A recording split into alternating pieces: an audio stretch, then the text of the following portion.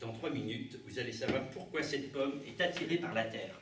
J'ai représenté ici la Terre, et par ce cercle, la sphère qui passe par la pomme et dont le centre est le centre de la Terre. Alors, on va s'intéresser à la diminution du volume de cette sphère à partir du moment où la pomme est lâchée. Alors, pour calculer cette diminution, il faut se rappeler les formules de lycée.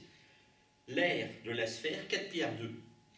La distance de chute, 1/2 de gt2. C'est la formule de Galilée. Et il faut remplacer G par la formule de Newton, G égale Km sur R2. Quand on fait ce petit calcul, on est très content parce que le R disparaît.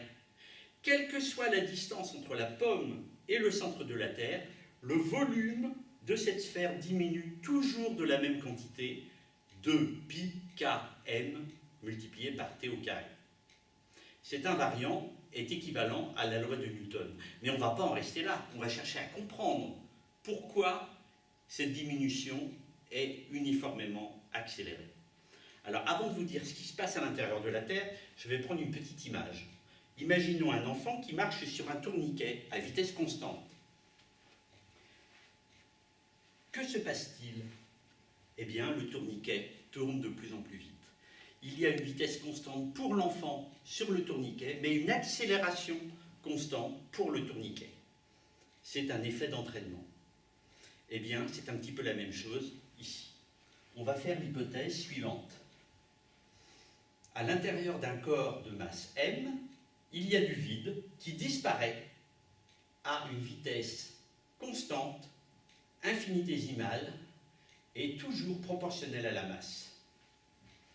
Cela veut dire que la Terre fait continuellement miam, miam, miam, miam avec du vide. Et donc, la pomme est un petit peu attirée de ce fait par la Terre, parce que le volume de cette sphère diminue à l'intérieur de la Terre. Et il y a un effet d'entraînement, la vitesse acquise, elle est conservée.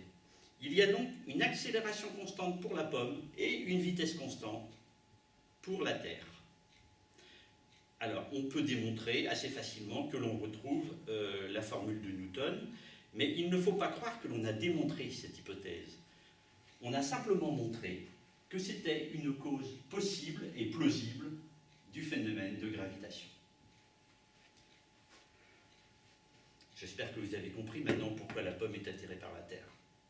Merci.